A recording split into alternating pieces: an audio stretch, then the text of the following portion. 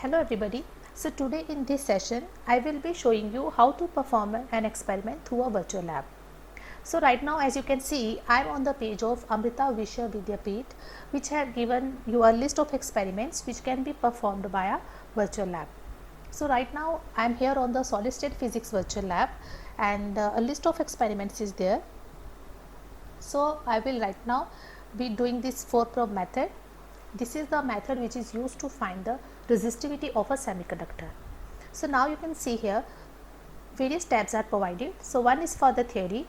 So here whole the theory of the experiment is given along with aim, apparatus, theory, diagram, as well as the application and the formula used in this experiment are very well given here. Another is the procedure lab, where two procedure methods are given. One procedure is for the simulation, which will be used here for the virtual lab, and another is the procedure which will be used in the real lab. Means if you are doing the experiment in your college lab, then this is the procedure which you are to follow. But right now we will be using the procedure for the simulation. So before going for the simulation process, I will recommend you to read all the steps. Then we have this self-evaluation tab, where some questions are given. So once you are done with the theory and you have performed the experiment, you can answer this question and get yourself evaluated, so that you can check how much knowledge you have gained about this experiment. So now we will go to the simulator. So on this page you can see the whole setup for the 4-probe method is given. If you are aware of the theory of this experiment, we know that resistivity of a semiconductor is a temperature dependent property, and here we will be measuring the resistivity with the change in temperature. So for that we require an oven. So this black part which you are seeing here, this is your oven, and this metallic body on the top, this is a 4-probe arrangement. If I click on this cross section, you can see this 4-probe arrangement. So very thin 4 probes are there which are touching the sample. And for in this 4-probe method, the sample which we use, it is usually in a form of a thin wafer. So here we have 4 probes as the name of the experiment is. So probe 1 and probe 4 are the outermost probes which will be carrying the current, and the innermost probes, probe number 2 and probe number 3, there the voltage will be measured.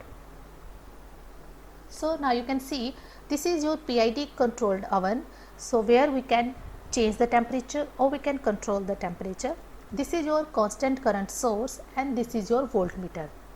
So the current in this experiment will be kept constant, and here the voltage will change with changing temperature. So this voltage you are to note down. So before starting the experiment, we will set some parameters. Here in the select material you can see, you click on this drop down button. Two materials are given, silicon and germanium. You can choose any one. So for now I will go for germanium. Then we have a tab for range of current. Again two ranges are given, 20 milliamperes and 200 milliamperes. I will go for 20 milliamperes, and now you can see here the current is from 1 to 20 because I have given the range of 20 milliamperes. Right now this tab is at 1, so your current is showing here 1 milliampere. You can change this. You can set the current as per your wish. So for now I will set it as, okay, say let us set it as 3. So now it is showing 3. Now throughout the experiment we will not change this current. Now the range of oven into 1 and into 100 is 10 is given. We will go for 10. Okay, right now I will go for 1. So here we have 4 tabs: set, run, wait, measure. These tabs will be used while performing the experiment. So here I will set the temperature. So the here 25 is the room temperature and the maximum range is up to 95. I will take this cursor up to 95, and then I will set the voltmeter at 100 millivolts. So all the parameters are set. What we have to do is we will click on run. So once you click on the run, you will see here the temperature will start increasing. So when you are doing this experiment, I will suggest you to take your notepad, pen, paper with you so that you can note down the readings.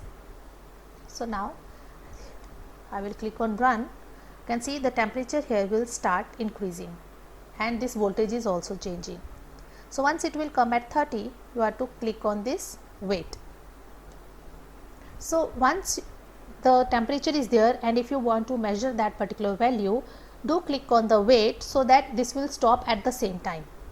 Otherwise, if you do not click on the wait, the temperature will go on increasing. So once you have noted this value, again you click on run, again the temperature will start rising. Once the temperature is there, again you click on the wait, like 35. If I want to note the value at 35, so 35 degrees Celsius is the temperature and 82.7 is your voltage. Note down these values, and moreover this is your wish whether you want to take the values at a difference of 5 degrees Celsius or at the difference of 10 degrees Celsius. So again you can click on run. Like this you can continue your experiment. So again when it will come at 40, I will click on wait, like this. So like this you can perform your experiment. Once you have all the values, you can continue up to 95.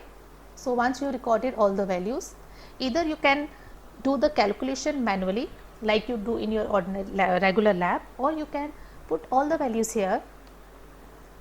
And one benefit here is the formulas are inbuilt. Once you put the values of temperature, voltage and current, resistivity will be automatically calculated. And if you want to draw the data on the graph, you click here on this button, the graph will be drawn, and you can also export this sheet to your Excel.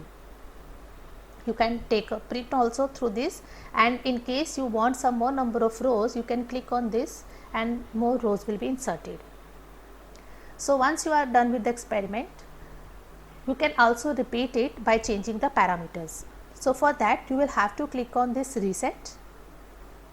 Now you can perform the experiment for silicon, or you can change the parameters also. Like now you can do it for 200 milliamperes, and voltage also you can change to any value which you want. I hope by this time it will be clear to you. Okay, then thank you. See you in another session.